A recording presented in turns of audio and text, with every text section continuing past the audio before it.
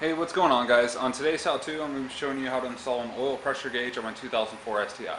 This install will work with pretty much all Subarus because it's the same layout of the plugs and stuff. Now, I bought a little kind of cheap glow shift gauge. It has a pretty decent face. You got a whole bunch of lights that you can choose from, so you can match your other gauges or your interior or whatever. It does come with the sender unit. You need to plug this in to somewhere on your engine, obviously, because you need to get a reading on your gauge. Now you have a couple different options. You can use your front galley plug or your rear galley plug, or you can use a sandwich plate adapter that goes between your oil filter and your block. Or I even saw the other day a company, Killer Bee, actually makes a oil pan that's got a couple different ports in it, so you can plug in a gauge or an oil cooler or anything like that. So I thought that was pretty cool. But my option, I'm going to go with the front galley plug because the rear one's a little bit harder to get to. The front one's actually pretty easy. Now the front one has your dummy light on it, your sending unit for your stock setup. So you can unplug that wire that goes to it because it's not a big deal. It won't turn your light on your gauge cluster. So in order to install this one, I actually had to buy a relocation kit for the gauge because putting this under, or putting this on, won't fit underneath your alternator. So you just get a relocation kit. It was like 30 bucks. You can find them all over the place. So it'll give you a new galley plug. So this will plug into your front sensor, and then you just figure out a place to route this, and then that'll plug into your actual sender. So it's pretty easy. Let's get started. Alright, first thing we need to do to get to the front plug is to remove the alternator. Now the alternator is pretty simple. You have a connection right here, and then you have a green connection right here. And then to actually take off the alternator, loosen this bolt up, and then you have a bolt right here. Loosen that, and then once you do, you can take off all the tension of your belt. So just loosen this, and it will actually take the alternator down. Once you pop the belt off, just remove that bolt and remove that one, and the alternator will come right off. I already removed the old galley plug and threw the new one in there. The new one already had thread tape.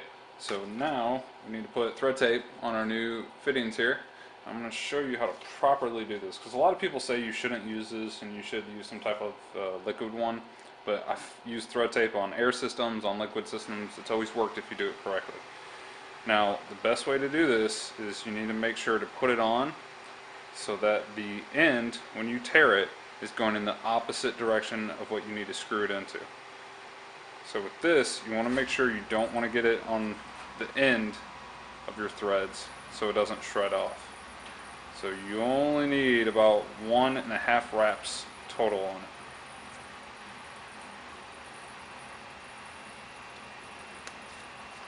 Alright, so that's about good there. So you see I wrapped it like this. So now that the loose end is right here, it won't go against the threads, it'll go kind of with it.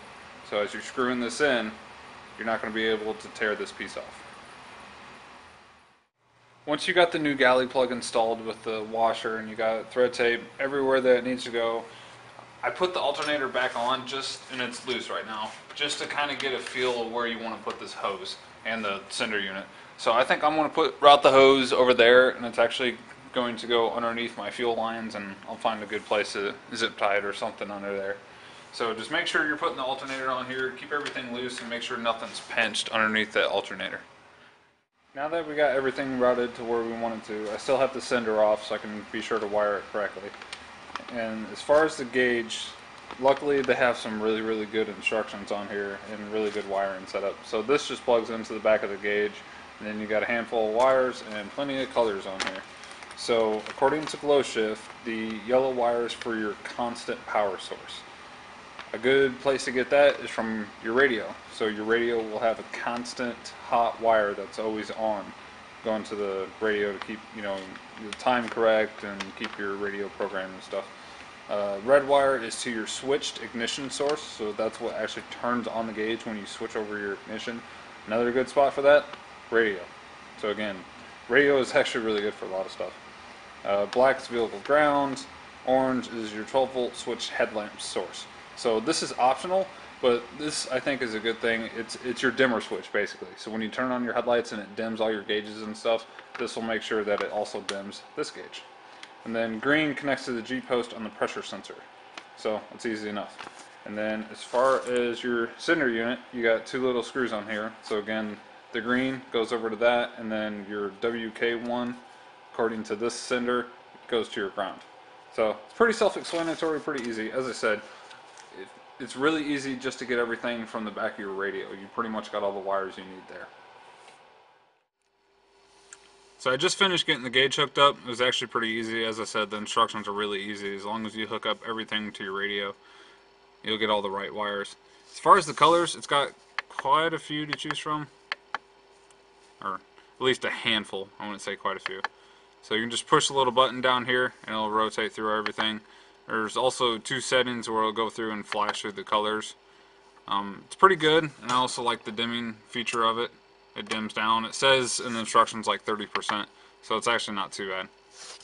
That's pretty much it. Hope you guys enjoyed.